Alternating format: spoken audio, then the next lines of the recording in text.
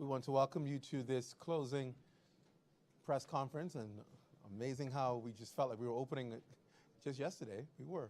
And so now we're closing after 2 intense days of meetings, discussions, and solutions and resolutions.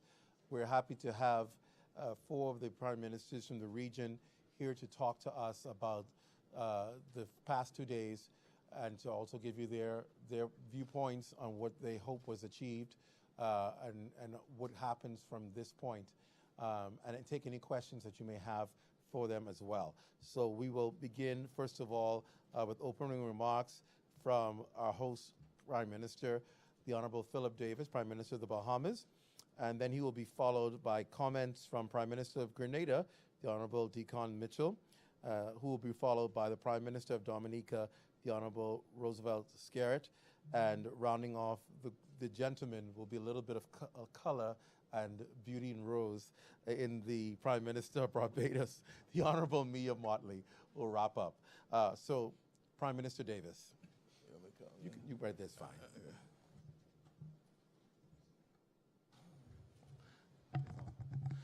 It's on? Good. Good afternoon to you all, and just to say that we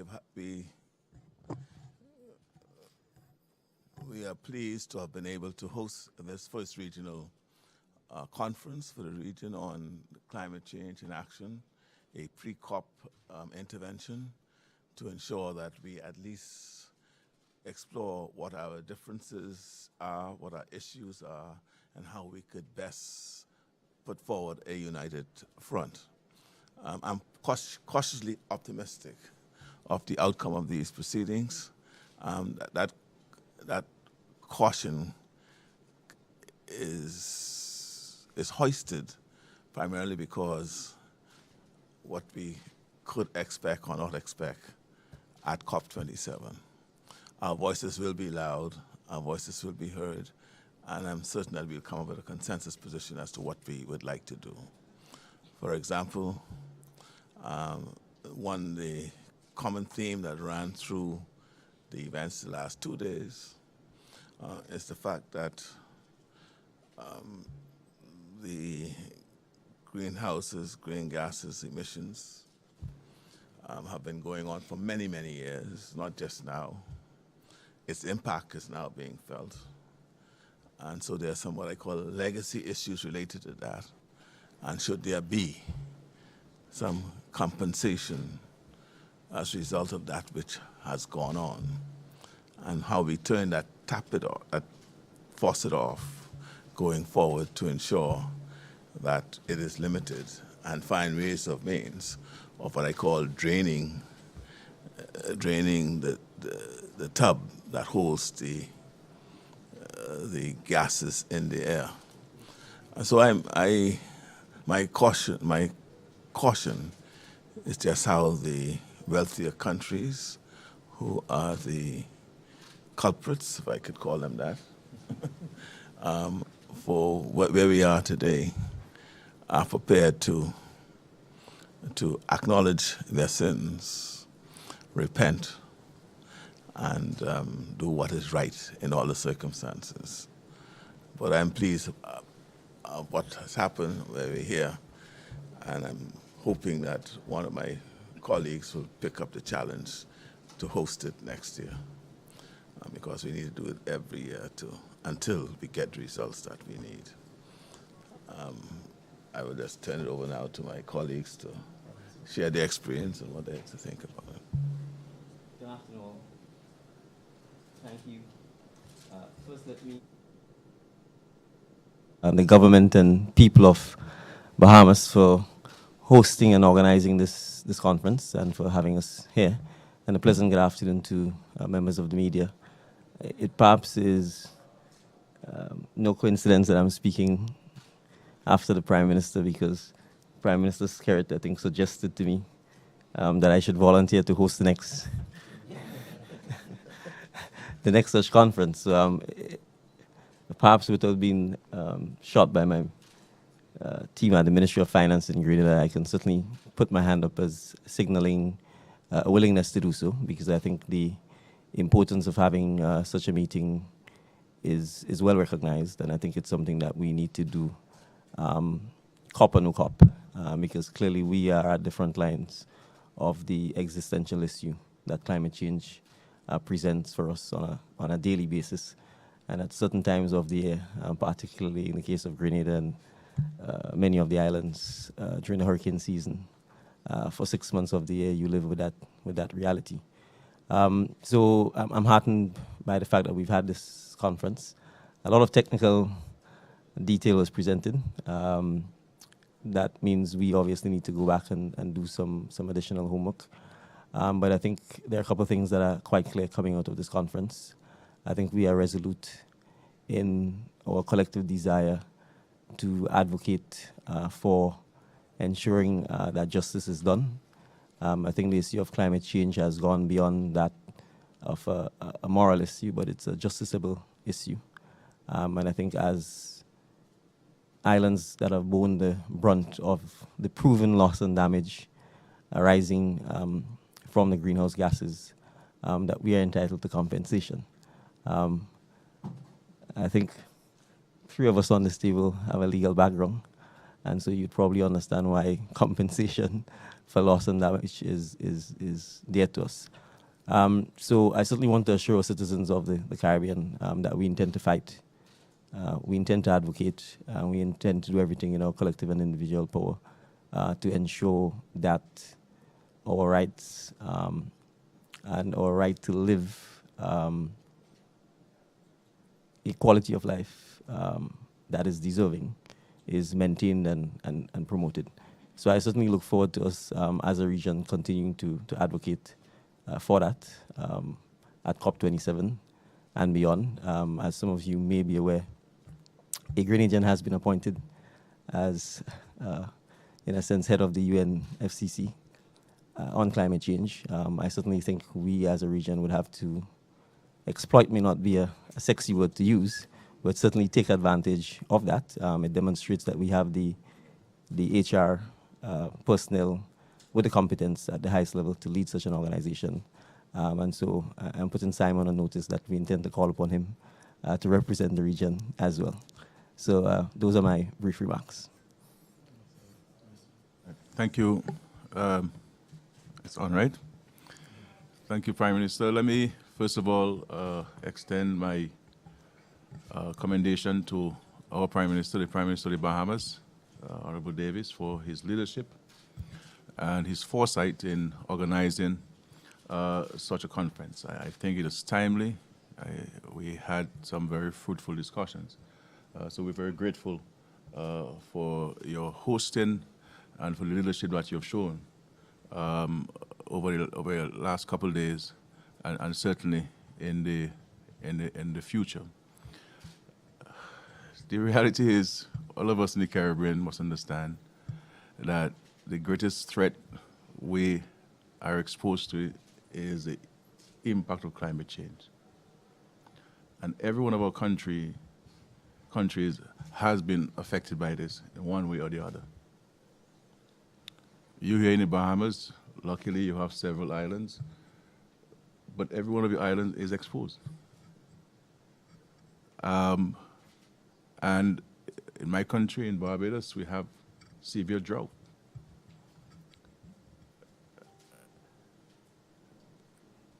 Somebody is causing this to us. It is the developed world. We met in 1997 and created the Kyoto Protocol. And then we have COP, this is the Conference of the Parties, and we've had 27, we'll be having 27 this year of those. In normal life, these matters should have gone to court.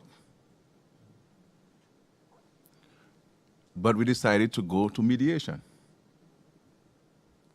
And the developed world accepted that they're the ones who are causing the warming of the environment through the carbon emissions. And they also recognize that we in the developing world, and we're speaking of the Caribbean in particular, are the major victims of the actions. And therefore, we are entitled to compensation.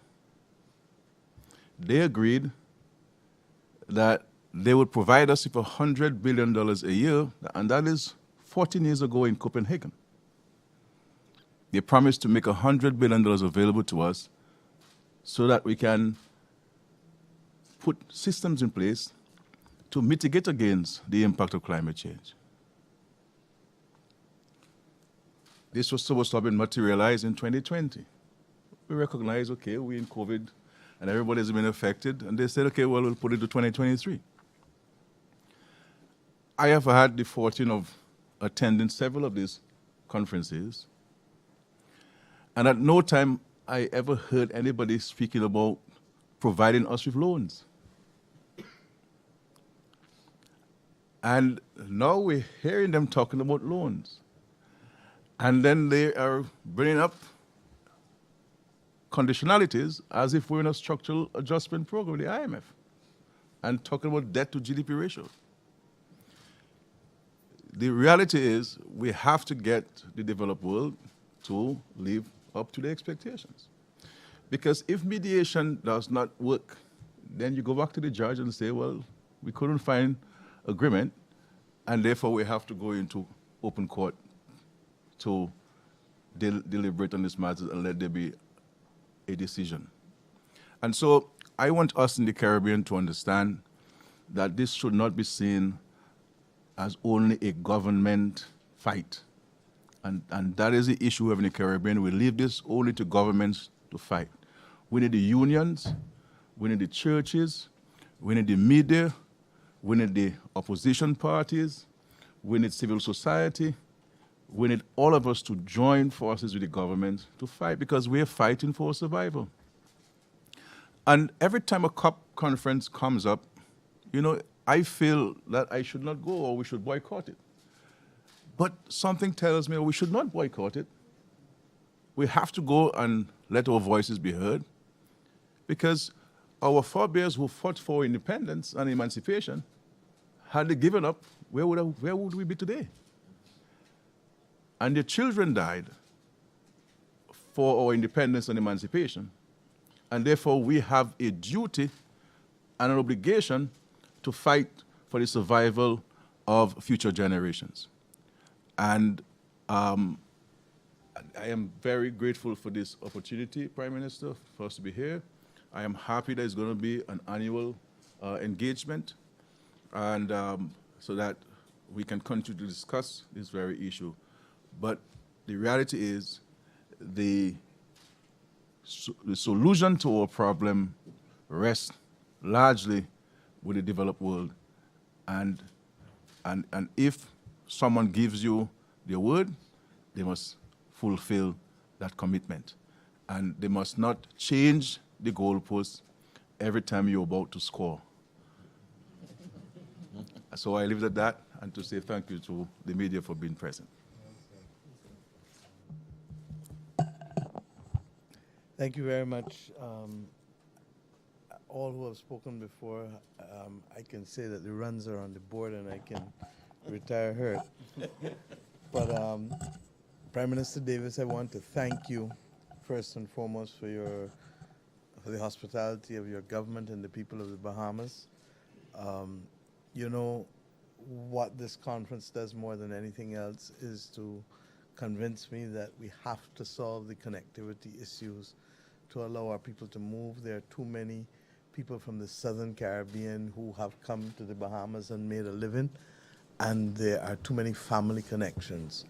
But without prejudice to that, let me address the issues before us. We want to thank you, as was said, for your leadership in organizing this conference. But we also want to remind people, and Prime Minister Skerritt said it well, that this is not a government fight. This is a fight for all of us. But I go further. It's not just a fight for the people of the Caribbean.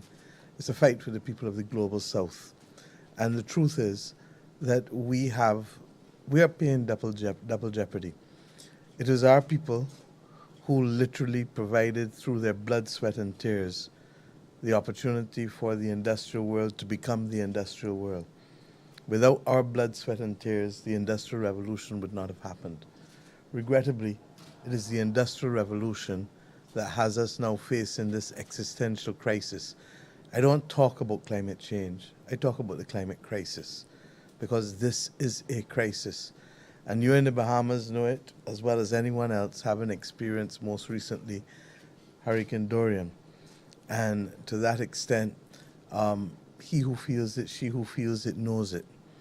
This is not a case of good cop or bad cop, because whether we have a good cop or a bad cop in December or next year is still a death sentence. And that's the point. And the arrogance of the developed world in believing that there will not be failed societies or extinct species is what literally galls us. Because we know in this region that Montserrat has now a fraction of the population that it had prior to the eruption of the volcano. And therefore we know that natural disasters can lead to climate migration. We equally know, I've never seen a dinosaur yet. So we know that there's something called extinct species as well. And the reality is that we are playing fast and loose with our future. For us, this is not an issue only for COP anymore. The annual meetings of the World Bank and the IMF, the G20 meetings and the G7 meetings have to take responsibility, because fundamentally what you've heard all of the leaders speak to is the question of lack of access to finance in order to be able to finance adaptation. Mitigation can happen anywhere in the world, and we encourage mitigation and private sector activities to fuel mitigation. But the question of adaptation, who's going to get a rate of return on coastal defenses? Nobody. So governments have to do it. When Hurricane Elsa hit my country last year, 90% of the houses that were damaged belonged to people below the poverty line. 95% of them were uninsured.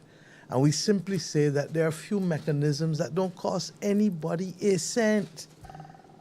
The natural disaster clauses that Barbados now uses in its bonds that we feel should be extended to pandemic clauses as well.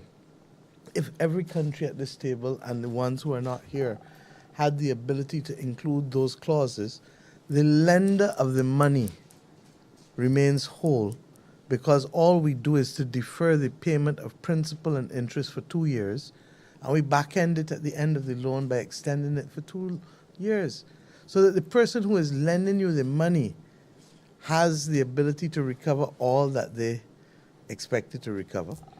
And the one who is borrowing the money now has the fiscal space to be able to spend the money on the people who are underinsured or uninsured and below the poverty line. Now, how can a person of conscience, how can a country of conscience refuse to accept that that is a win-win situation for everyone? And that is what concerns us. Secondly, you heard Prime Minister Skerritt speak about what was agreed to as far back as Copenhagen with respect to the $100 billion. Well, to begin with, inflation, money costs of money. That 100 million is a different amount today. That's the point. And what we really should be seeking to raise is at least $1 trillion. But here's why. It's not just 30-40% of that should go to climate adaptation, which only governments can spend for the reasons I just advanced.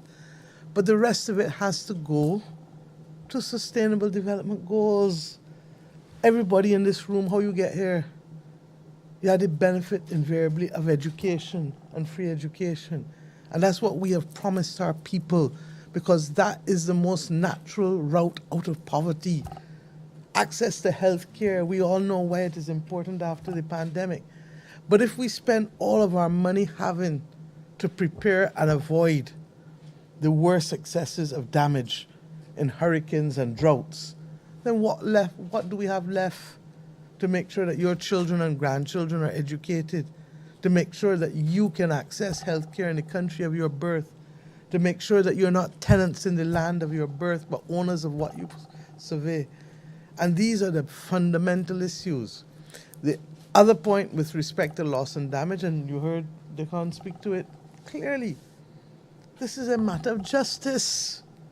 Now, if you don't want to pay for past intransigencies because you're frightened for the way in which the liability has been exposed, at least come to us and tell us we'll pay for the future ones, so that any future event can be assisted with a fund that is established, a financing mechanism for loss and damage that is not focused on the semantics of Santiago, that is only about technical assistance, but that is focused on real money being transferred to people like Dominica when they had Hurricane Irma, like the Bahamas with Dorian, like Barbados with Elsa, like Grenada with Ivan. You notice how each of us got a name? Because we felt it. And if we can have the opportunity to be able to establish a fund globally that is financed by those who have either caused the problem, countries or companies, or those who have benefited from egregious profits as a result of solutions to the problems, then we have a mechanism. You know, earlier this year, Barbados introduced a pandemic levy. And we introduced it for those companies that made egregious profits during the course of the pandemic. And the first response of everybody, oh, it's retroactive taxation. Well, to begin with, it wasn't to start for 90 days until 90 days after I spoke. So it couldn't be retroactive. Secondly, all corporate and income tax legislation uses historic basis, so it couldn't be retroactive. And they cursed us for it, because the simple premise was that if you made egregious profits when all others were seeking unemployment benefit or seeking to keep their heads above water, then pay a little something. 15% of profits. You still keep 85%, you know. 15% of profits to help keep the country alive. We are saying that in the same way, and it's going to come to apply not just to climate, it's going to apply to pandemic, it's going to apply to the global public goods. Those companies that make egregious profits from either causing the problem or providing the solution to the problem have a little responsibility to put a tithe and a half. Our people know about tithe. A tithe and a half in a little pot to allow the rest of us to be able to recover. And that's fundamentally what these last 2 days have been about. How do we have a mechanism for loss and damage that is financed by those entities? We're conscious that those countries are sensitive to liability issues, but you can't get away from the fact that we are here because of the actions of others. Secondly, that we need adaptation funds, and that has to be done through a combination of mechanisms, including increasing the lending by the multilateral development banks, and that we agree that some of it goes to normal development, because without that, we're not a one-issue country, a one-issue region, as I keep saying. But we also have to spend at least 40% on climate adaptation. And why? The window is closing. And as I said, good cop or bad cop, the death penalty is still there. Why? Because at 1.25 degrees, not only have we been the canaries in the mine, but everything that we have known has been shattered. I am a child of third world. I mean third world Iban. I normally quote Bob, but I can quote third world today. 96 degrees in the shade, real hot. All of a sudden, 96 degrees in the North Atlantic countries looks cool when you have 104 and 108 degrees. And that's what the world is facing.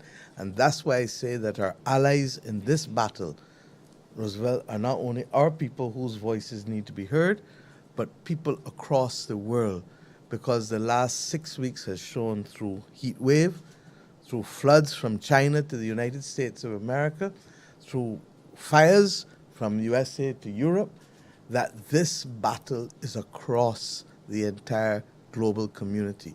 And we may speak to you today from Nassau, but we speak not about Nassau or the Caribbean. We speak about the entire earth, the world in which we live. And regrettably, there has been too little attention paid to planet, to people, and to poverty by those countries who have been motivated by profit. It is time for the world to stand up and say, enough is enough.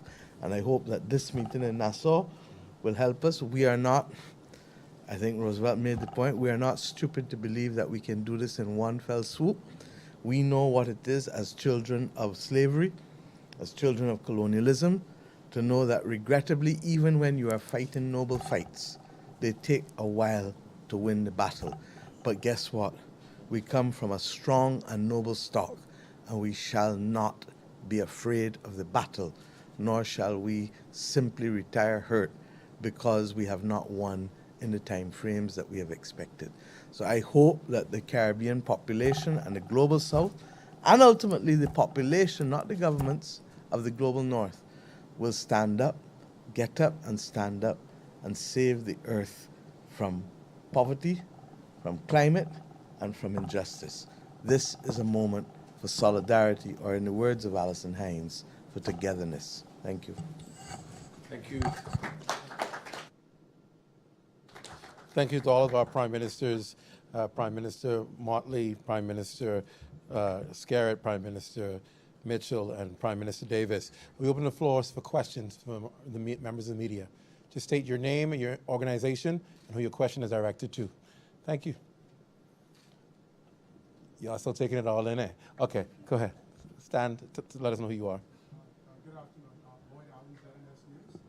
So the Bahamas has been on a trajectory of improving itself in terms of the 2030 goal of 30% renewable energy here in the Bahamas. But my question is in regards to the region. Obviously, we have a climate crisis, yes, but here in the Caribbean, we also utilize much of what the industrialized world has created.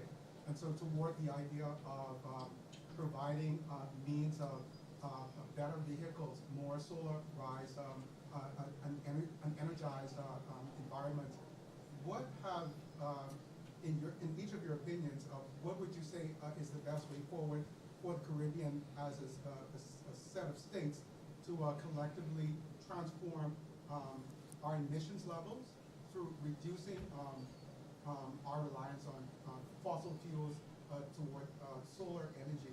What can we see happening in the next few years? I want to take that. Minister Skerritt? Well, everyone in our country is working on utilizing one form of renewable energy. In Dominica's case, we are focusing heavily on geothermal. And we don't only have the capacity to supply our entire country with geothermal energy, but we can export as well. We have the capacity to build a 300-400 megawatt plant that we could export to neighboring countries. And Barbados, we're working on solar. And Nevis has some geothermal solar. Montserrat, St. Vincent has some capacity for geothermal. So it's a mix of sources. And I believe that we need to think much more broadly in a bigger sense to see how we can share those resources among ourselves, because we will not have the capacity or the land space to do the solar farms, because we need to secure some lands for growing food. And so how do we achieve a greater reliance on renewable energy, but not impacting our ability to grow food or to have land space to build homes? And I think we need to look at the regional energy policy and to see how we can take advantage or benefit from what each of us have. And this is what we're pushing heavily. But at the end of the day, this type of projects require significant investments. And in geothermal's case, there's no private sector firm will want to engage itself in the exploratory phase. And therefore, it rests on the government to put in the capital to do the exploratory phases for geothermal. And so the private sector has a part to play, the government has a part to play, and I think we need the external funding. This is what we're talking about, of the funds that have been pledged to us that we need to access so that we can do those kind of investments. The reality is, all of us in these islands, in this Caribbean, have our national strategies, our national plans. But you do not have all of the resources that you need to invest. As the Prime Minister of Barbados indicates, we spend more of our resources preparing for hurricanes. And when you hit, as she is saying, you don't have the debt deferment. In our case in Dominica, 226% of my GDP was impacted within 4 hours. We never got debt forgiveness.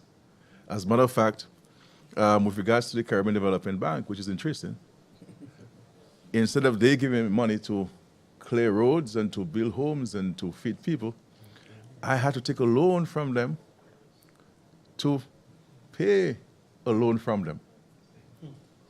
Literally 14 days after the hurricane, because you cannot go into default with them.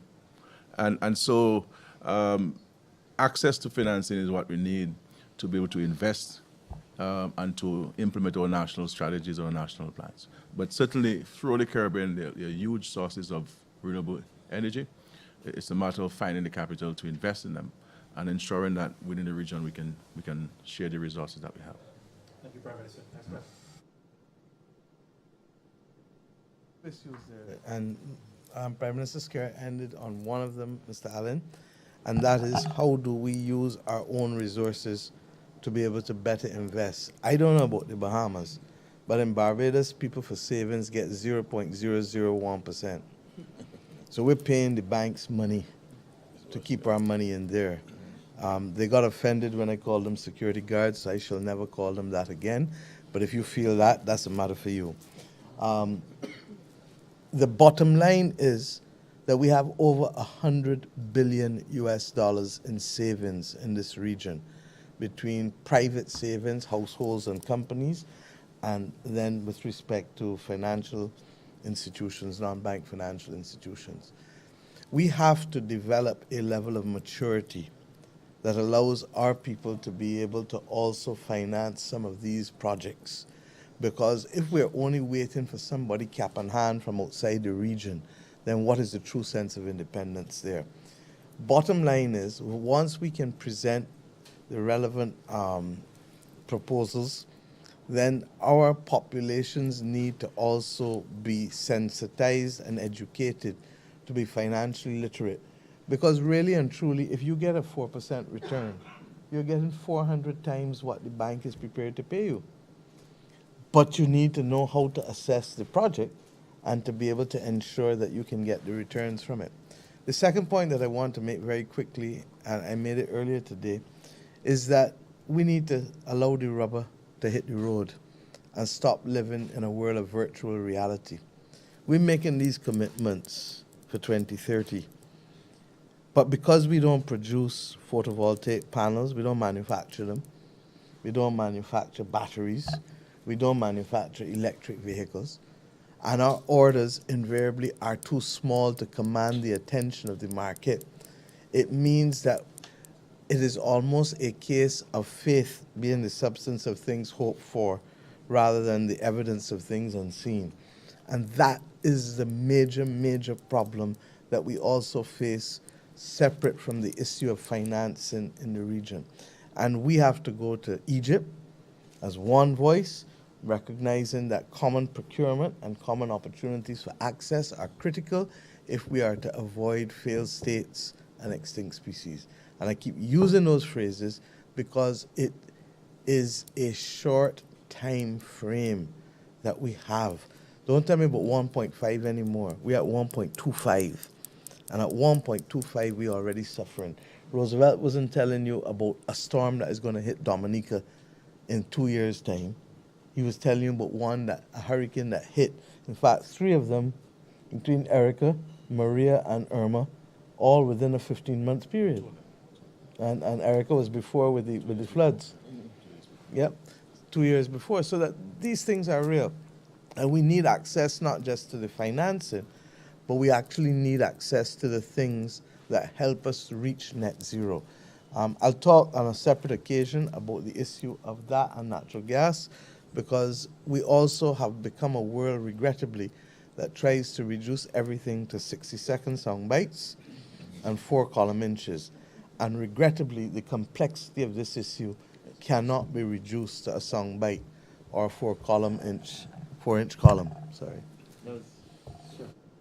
I think there's one other point I want to make when we talk about renewable, or I call it alternative energy, which is of particular importance and relates back to the question of climate change. Even if we wanted to do solar panels, for example, these solar panels are on rooftops. And if they're on rooftops, and these rooftops can't survive the hurricanes, then it means you still face the same problem. So it means you have to get solar panels that are hurricane-proof. And assuming you could achieve that, it means they will be more expensive than solar panels that would come in an environment that doesn't have to worry about hurricanes. If we wanted to do large wind farms in the Bahamas, in Grenada, in Barbados, you have to worry about whether you can put these large wind farms up and still get the tourists to come to your islands.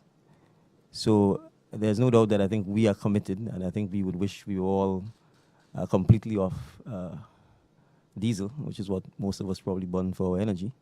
But the reality is, notwithstanding the commitment, it is not as simple as it sounds from a large-scale perspective for those kinds of challenges that we face, which are directly related back to the question of the climate crisis. Thank you, DeAndre.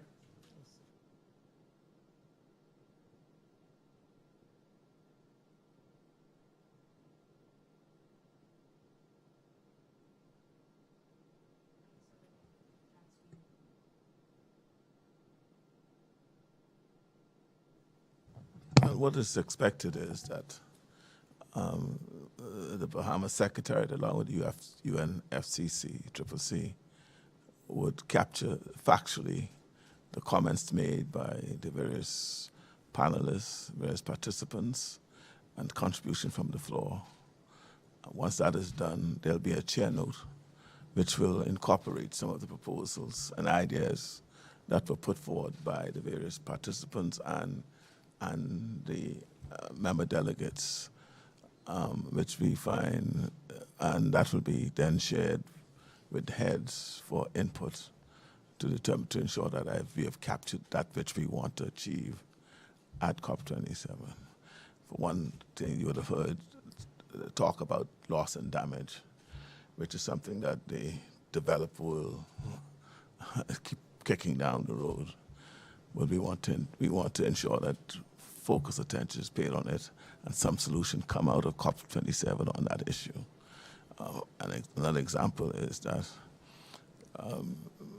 Prime Minister Motley spoke about future compensations and that a fund should be set up. And what is the mechanism for that fund? Conversations been had in the sessions that 2% on oil export should be put into a fund. Those are some of the issues that we may be putting forward. And as I said, my cautious optimism is because of the developed world's continually kicking down the road. And very often they latch on to some excuse to justify kicking the can. Like, for example, the geopolitical issues between Ukraine and Russia, China, Taiwan issues, they're now bubbling up, right? And sometimes you wonder whether these are orchestrated for the purposes of being able to say, well, look, there's some consequences here. As a result of that consequences, we may have to pause to move on. But that is the pathway from here going forward. No, we have not. Well, that will be something that heads may make a suggestion on. Take two more questions. But what we do know is the first regional conference pre-COP, so we want to capture that, and because we want to make it a staple of the calendar in the region. We'll take two more questions, Jasper.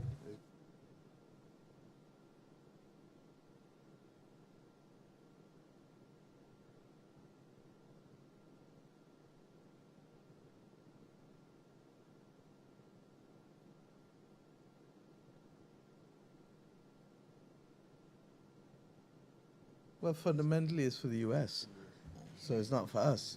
Hopefully, what that will mean is that the level of awareness of the average person in the U.S., but more importantly in Congress and in the executive, will be sensitized that if it is a problem for them and they were not the canaries in the mine, imagine how much more of a problem it is for us.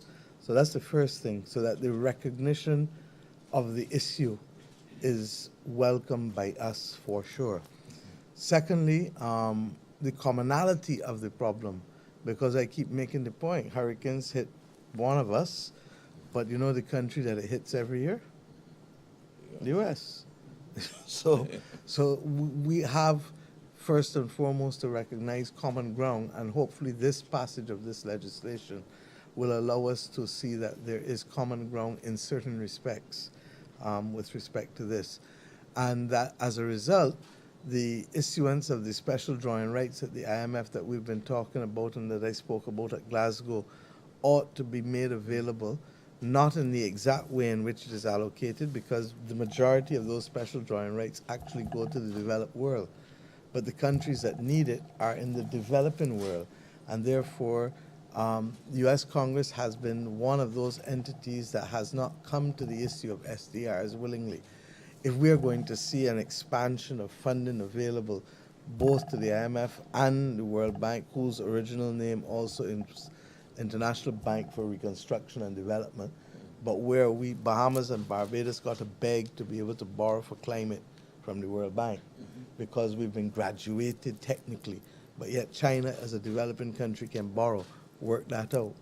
So if we can have the special drawing rights, unlocking not only access to funds within the IMF, but also providing a framework that can be used by the multilateral development banks, then it will give us access to funding to help do the adaptation and to help fight some of the battles. And in the case of the private sector arms, for example, with IDB Invest and others, to be able to help some of our private sector entities with respect to this. I would end on this one point. In the same way, I would like to be able to see, for example, if there was one project and one project alone, that the Caribbean Development Bank, working in collaboration with the international financial institutions and the G20 countries, could help spark a program for transforming all public transport vehicles into renewable energy, alternative energy, powering those vehicles in a way that makes them fossil fuel friendly, not relying on fossil fuels alone. And secondly, that we also deal with the funding necessary for us to better address the drought that many of our countries are facing. Because in addition to the drought, because most of us had our water systems put down 120, 140 years ago, we don't have the ease of financing to replace the water mains that are literally losing, in most Caribbean countries, 1 in every 2 gallons to the earth. Anybody else?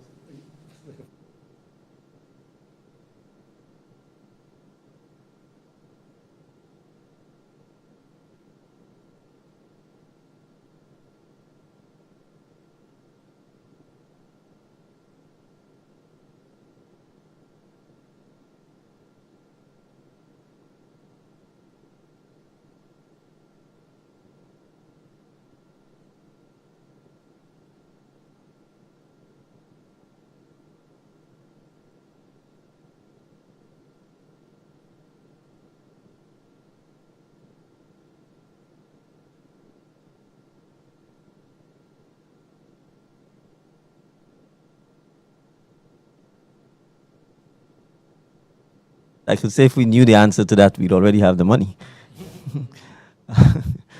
But that's the point. The point is we are obviously small states, and therefore we have to advocate on behalf of our people. And that's really, why, to Prime Minister Skerritt's point, the temptation to boycott is there, because you may feel this is a talk shop. The can is kicked down the road, and it's meant to frustrate you. It's meant to say to you, give up. You will never be compensated, and walk away.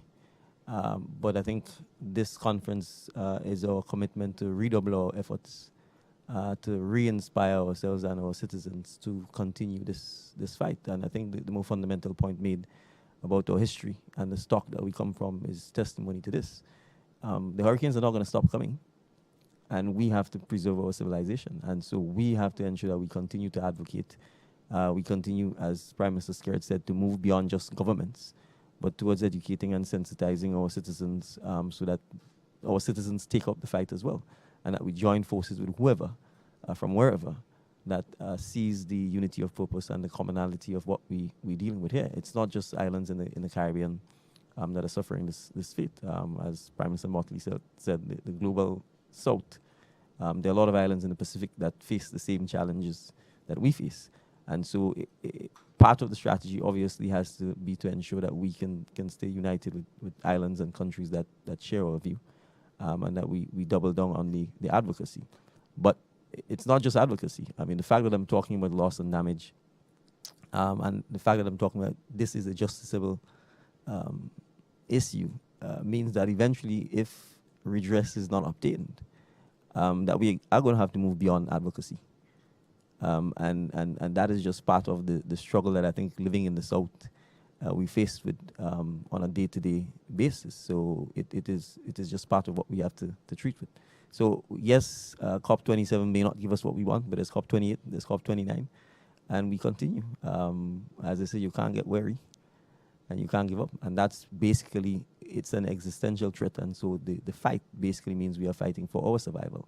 And therefore, there is no doubt in my mind that we will not give up until we get to the point where there is redress, whether it happens in my lifetime or not. Yeah, I mean, very, very quickly, this conference is a reinforcement of our conviction and our commitment. And I believe that there's renewed energy within the Caribbean region to continue to fight. Because the reality is we have been at this fight for a very long time. And the situation has gotten worse and is getting worse. And we have recommitted ourselves on behalf of our citizens to keep on fighting until we can find our rightful compensation. I believe that we also need to take a position that if the final agreement does not contain some of the things that are important to us, we shouldn't agree to it. Because every time there's a COP, the developed world comes up with some kind of fancy proposal. And in an effort for us to advance the issue, we agree. Because we are respectful people. We give them the benefit of the doubt. If you say to a set of countries, we will do these things together, we expect you to keep your word. And the reality is, every time we have agreed with what they propose, we get the same result, we're disappointed. They will tell you that there's money in this fund and that fund, but they must also speak about the access or ability to access these funds or inability to access this fund. So I can tell you that I'm leaving the Bahamas with a firm commitment to continue fighting and to fight with my colleagues going into Egypt. And so we're going to go in there very forcefully to speak on your behalf. And therefore, we need you, instead of posting salacious things on social media and gossip and so forth, and what the government is not doing, and the government is doing this and that. Let us join forces and let us post on our social media platforms and to call on the international community to play its part in what we're doing. This is how we need to use these technological platforms to advance in ourselves and to speak on our behalf and not be negative about the Bahamas or Barbados or any of the Caribbean countries. We're in a war. We're in a war. And too many of us are there forming the fool when we're in a war. When in a war, we have to be strident, we have to be focused, we have to be determined, and we have to sleep less. We can't leave it to your Prime Minister in Bahamas to having sleepless nights and the rest of you are sleeping. No. We all must be awake at the same time. And recognize that this is not a government issue alone. Because whether this Prime Minister is there or any other person is there, the hurricanes are going to come. Because every political party in the Bahamas has experienced a hurricane. I've been here after the hurricanes too. So let us understand this is not a partisan thing. This is a national, and it's about our lives, our livelihoods, our survival. How you think we're going to create jobs if every time a hurricane hits we have to feed 75,000 people since the last hurricane and have to build homes for these people? So we're going to go there fighting very hard and determined. We're not afraid of anybody or any institution, as you know, in the Caribbean. But we need you. We need all of you. We're all brave, yes. So we have brave with us. We even... But thank you. Final question for the night. Yes, sir. George Robinson from Chinese Global Network Television. And I just have a quick question. I just want to know, what are we really doing to protect ourselves against key issues in climate change that are affecting us, like sea level rise and heat waves? Because you guys spoke about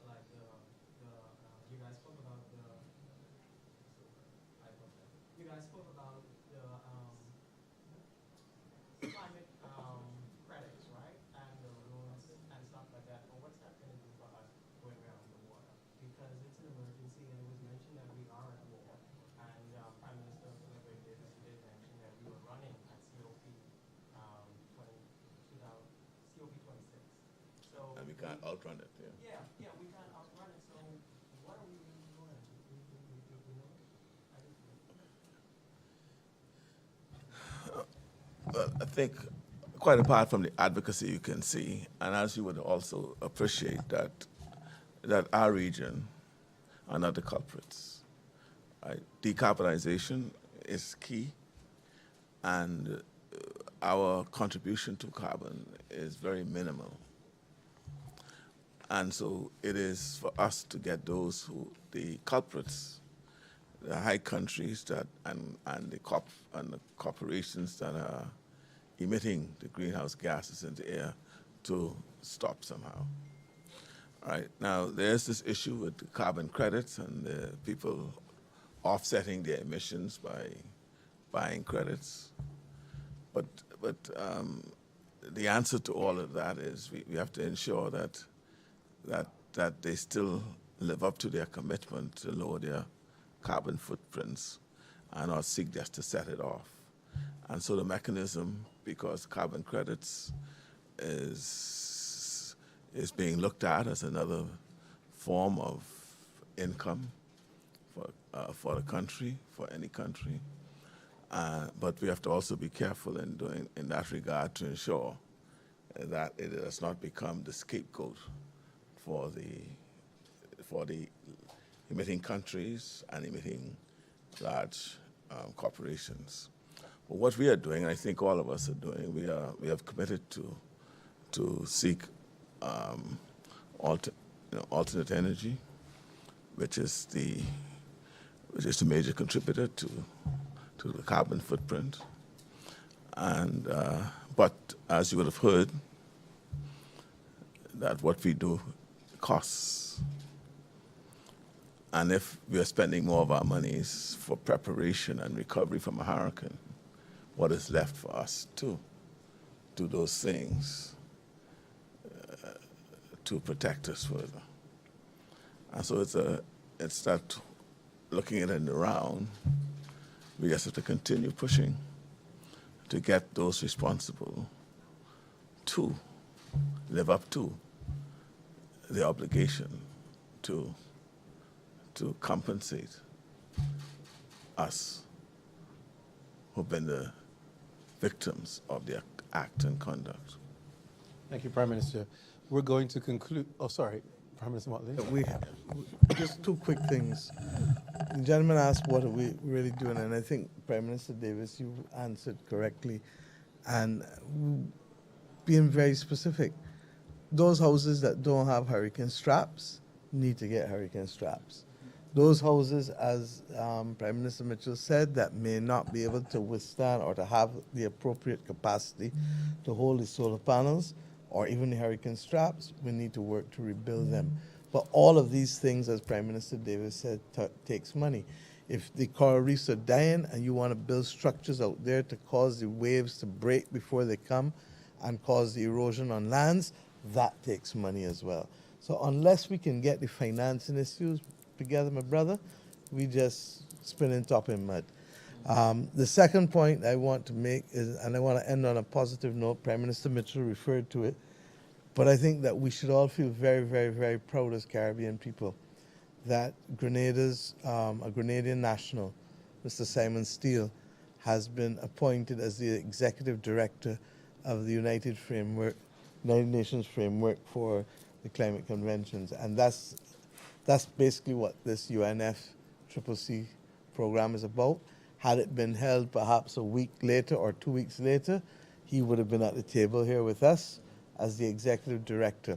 What does that inspire in us? Recognition that somebody at the very top of the organization knows what we face, has lived through what we face, and hopefully even when we're not present, can bring that experience to the table at the very time that we need it brought the most. So we'd like to congratulate Prime Minister Mitchell on having your national, Mr. Simon Steele, appointed as the Executive Director of UNFCCC.